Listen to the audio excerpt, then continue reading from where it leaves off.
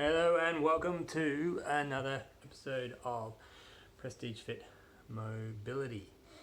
What we're going to be talking about today is fine motor skills. Now, you might be wondering what this has to do with mobility. Well, a lot of what people's problems with flexibility and immobility, so their lack of sort of being able to get into certain ranges of motion and whatnot, often comes down to these smaller muscles that we find around the joints and around the spine. And it's these muscles that kind of direct movement. And they're not often used and accessed, often due to the way we train, and also just because we don't explore our bodies as much as we used to, and that leads us to being a little bit stiff and limited in the way we move. So an analogy I use for this is a car.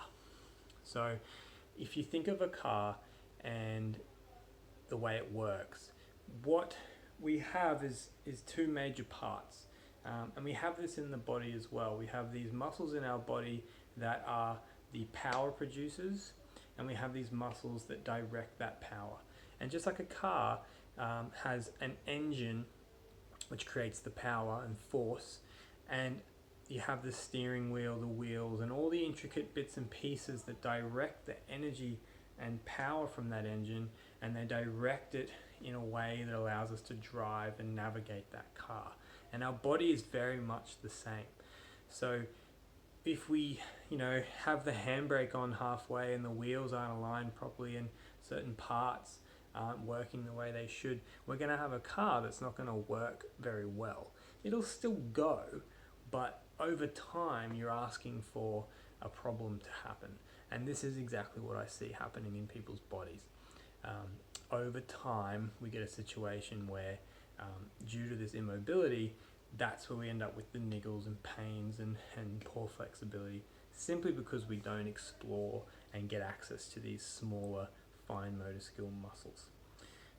So we're going to break this down a little bit simply and give you some practical things you can do to work with these muscles and start to get a bit more mobility in them. So we're going to focus a bit more on the shoulder today, but this concept applies across the whole body. So in your shoulder, you may have heard of rotator cuff muscles before. And rotator cuff muscles are basically what hold your shoulder in its joint.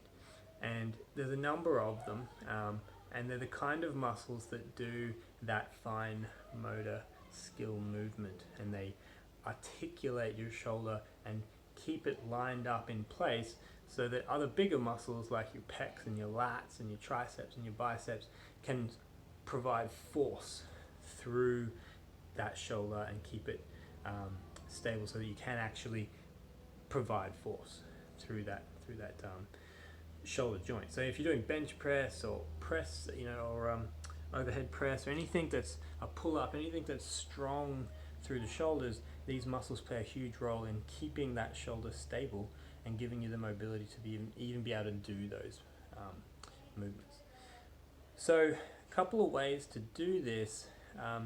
The best way I find to actually use and work those muscles is through fine motor skills.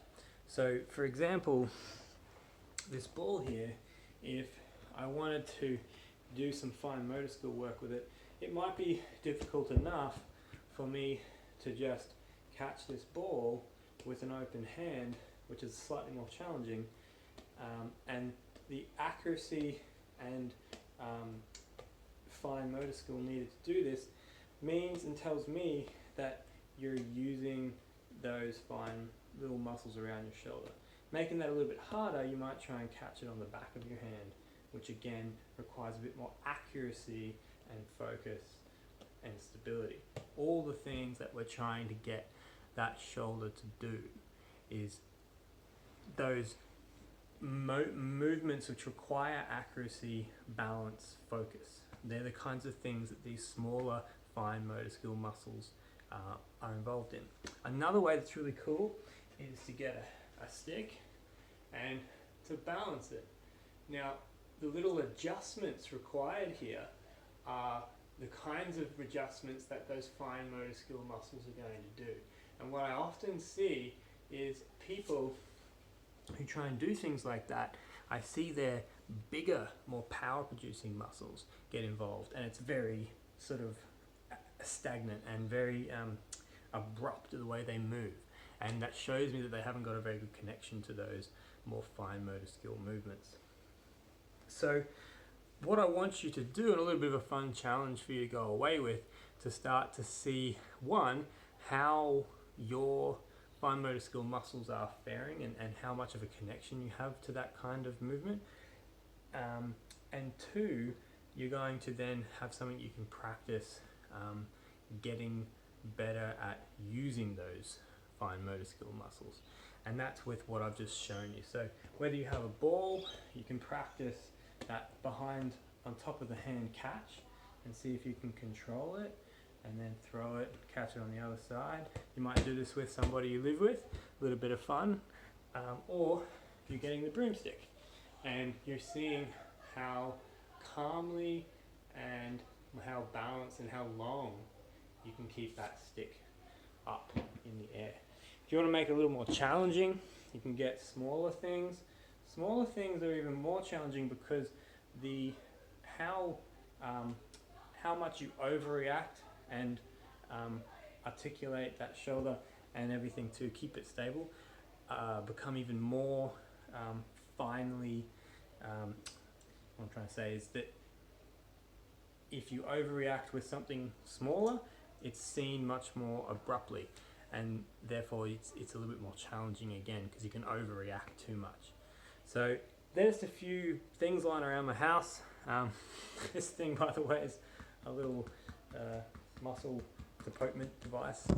So that's what that is.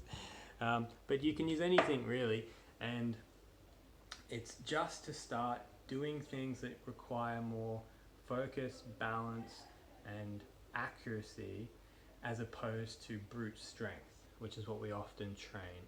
And while you're locked up at home, it's probably a good idea to do some more playful and fun things like this and start to get a bit more of a connection to those finer motor skill muscles. If you have any questions, of course, give me a buzz, and thanks for watching.